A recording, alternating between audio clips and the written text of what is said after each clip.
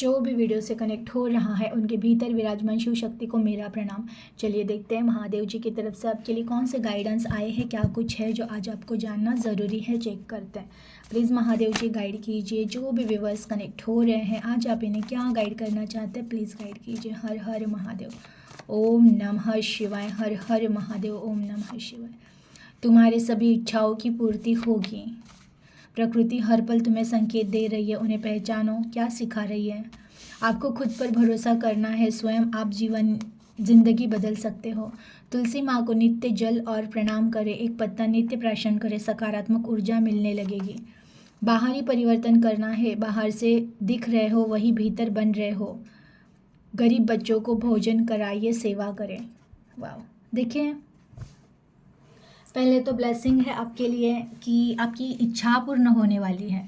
आप अगर कुछ दिनों से कहते हैं ना भगवान से कोई इच्छा पूर्ति के लिए कोई साधना कर रहे हो या कुछ प्रार्थना की हुई है कि भगवान मुझे ये दिला दो, या जो भी आपकी इच्छा है वो पहला ही मैसेज आया कि आपकी वो इच्छा पूर्ण होने वाली है। तो बिल्कुल महादेव जी को धन्यवाद ज़रूर कीजिएगा कि आपकी कोई इच्छा पूर्ण होने वाली है जो आपने उनसे मांगी है। दूसरा आया है प्रकृति हर पल तुम्हें संकेत दे रही है, उन्हें पहचानो। क्या सिखा रही है? देखिए हर बार ऐसे होता है कि जब हम नेचर में जा रहे हैं तो कुछ ना कुछ संकेत सिग्नल हमें नेचर की तरफ से भी मिल जाते हैं। अचानक कोई ऐसे एनिमल्स दिखना जिनको हम शुभ मानते हैं, प्लस अचानक कुछ चीज़ दिख जाना कि नेचर में कोई ऐसी घटना हो जाना जो हमें सिखा दे कि ऐसा भी होता है। अगर आप नेचर का निरीक्षण करो ना तो हर एक जीव जंतु वनस्पति कुछ ना कुछ सिखा रही होती है, लेकिन जिसकी बुद्धि जितनी ज़्यादा शांत हो चुकी हो, जिसका मन जितना ज़्यादा शांत और मौन हो चुका होता है ना, वही उन चीज़ों के बारे में डीपली सोच सकते हैं। जो वनस्पति प्राणी है उनके बारे में डीपली सोच सकते हैं कि कौन सी वनस्पति हमें क्या सिखा रही है, कौन सा एनिमल हमें क्या सिखा रहा है, ये जीवन चक्र चल रहा है इसमें से हमें क्या सीख मिल रही है। तो बिल्कुल भी अगर आप प्रकृति में जा रहे हो और कहीं ना कहीं कुछ दिख रहा है कुछ ना कुछ, तो संकेतों को ज़रूर पहचानिएगा कि प्रकृति आपको क्या सिखाना चाहती है, प्रकृति आपको क्या संकेत देना चाहती है। आपको खुद पर भरोसा करना है, स्वयं आप ही ज़िंदगी बदल सकते हो।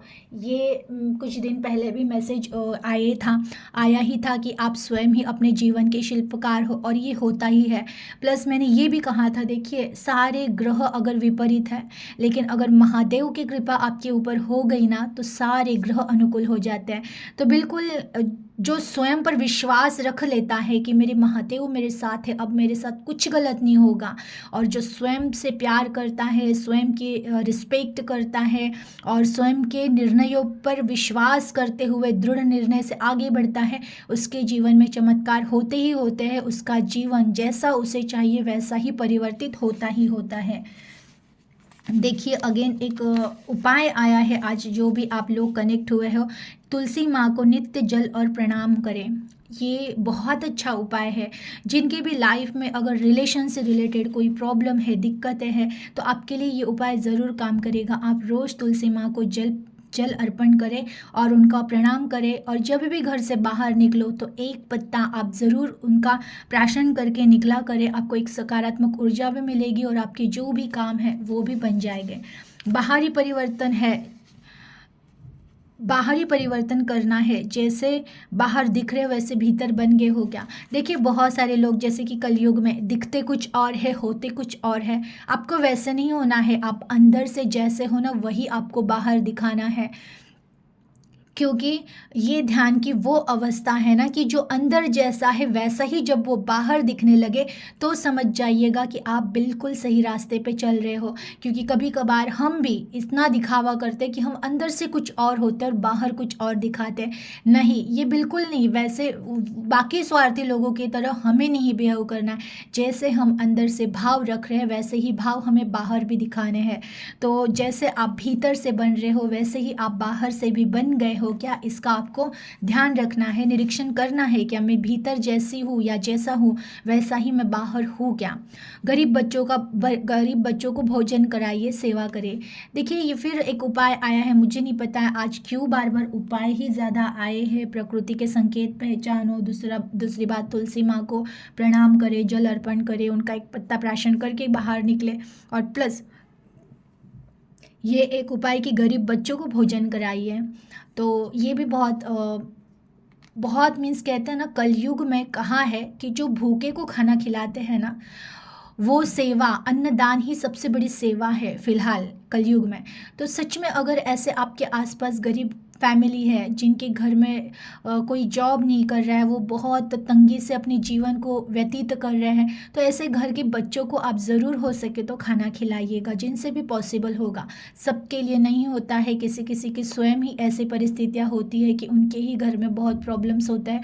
लेकिन मैं उन्हीं के लिए ये उपाय बता रही हूँ जिनके पास आप 3 टाइम पे अच्छा पेट भर खाना खा पा रहे हो और कुछ सेविंग कर पा रहे हो, तो उस सेविंग से थोड़े से पैसे आप दूसरों की सेवा करने में लगाइएगा। लेकिन ये याद रखिएगा, जितनी हम सेवा करते हैं ना उससे कई गुना हमें वापस भी मिलता है। लेकिन स्वार्थ बुद्धि से एक्चुअल में सेवा नहीं करनी होती है कि मैं करूँगा तो मुझे मिलेगा भी नहीं, बस वो हमारा एक कर्तव्य भी है कि हमारे आसपास कोई भूखा नहीं सोना चाहिए।